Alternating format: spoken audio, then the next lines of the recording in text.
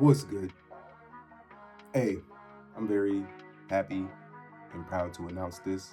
Finally here, and I've been waiting to share this with all of you guys. Padre, my official book, is out on Amazon Kindle now.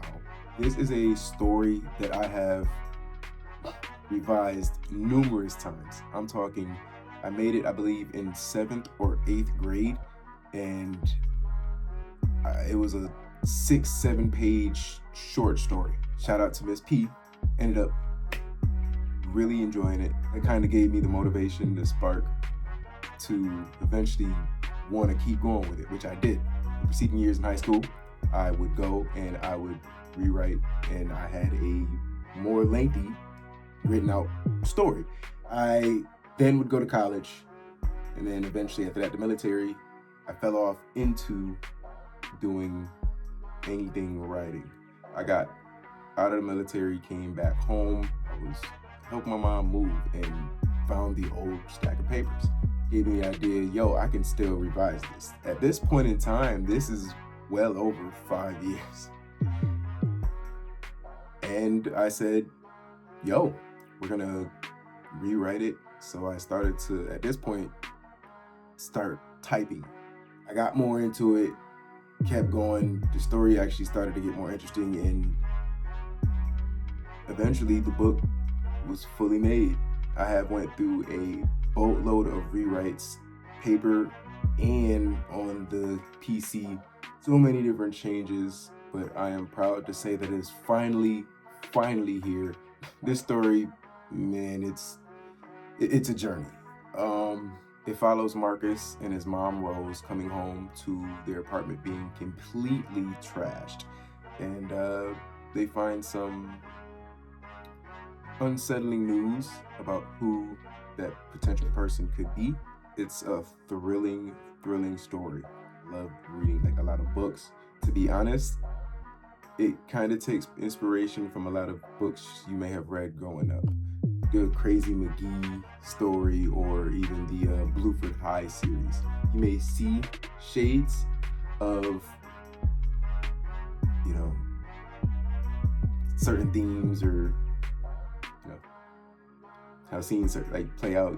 You may kind of be able to see comparisons. You can now grab a copy of Padre on Amazon Kindle right now. I'll leave the link down in the description. For all my audiobook lovers, it's available up on Amazon Kindle now, so you can listen to it and learn about Marcus's story on the go.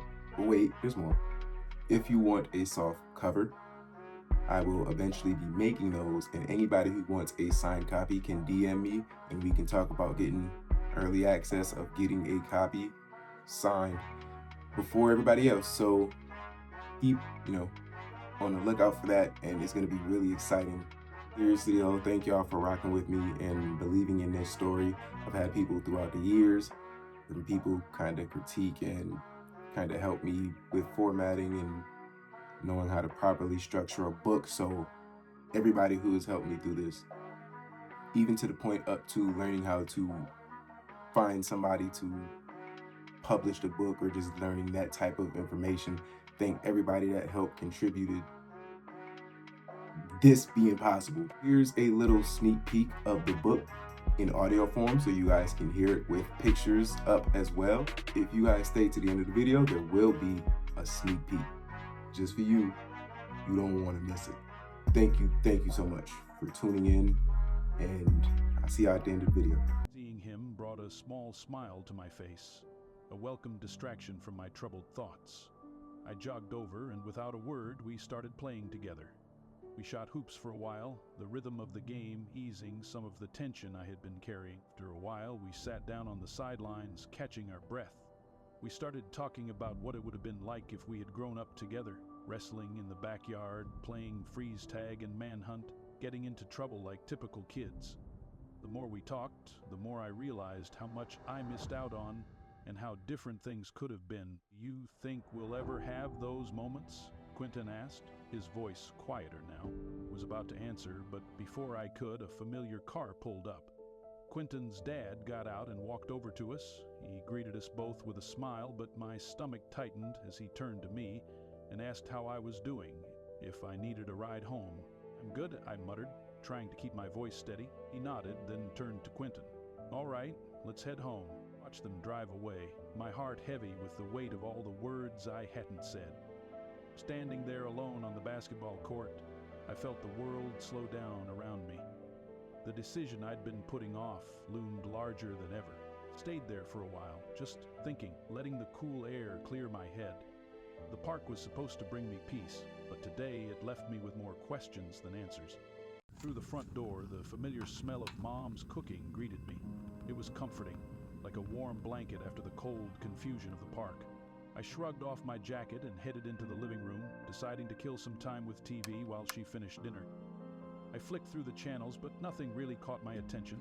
My mind kept drifting back to Quentin and the questions swirling in my head about Dad. Mom called me to the table just as I settled on an old sitcom. We sat down, and for a moment, everything felt normal again. But that moment shattered when there was a knock at the door. Mom and I exchanged a glance, both of us caught off guard.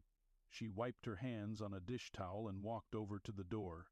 I could hear her voice tense up as she asked, "Who is it?"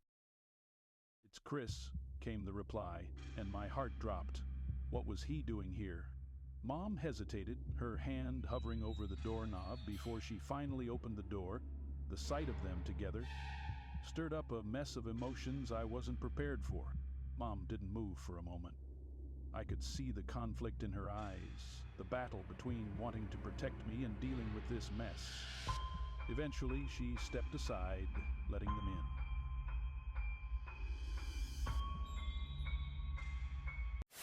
When you are studying any matter or considering any philosophy, ask yourself only what are the facts and what is the truth that the facts bear out. Never let yourself be diverted either by what you would wish to believe or by what you think would have beneficent social effects if it were believed. But look only and solely at what are the facts. I'm gonna need you to subscribe, my nigga.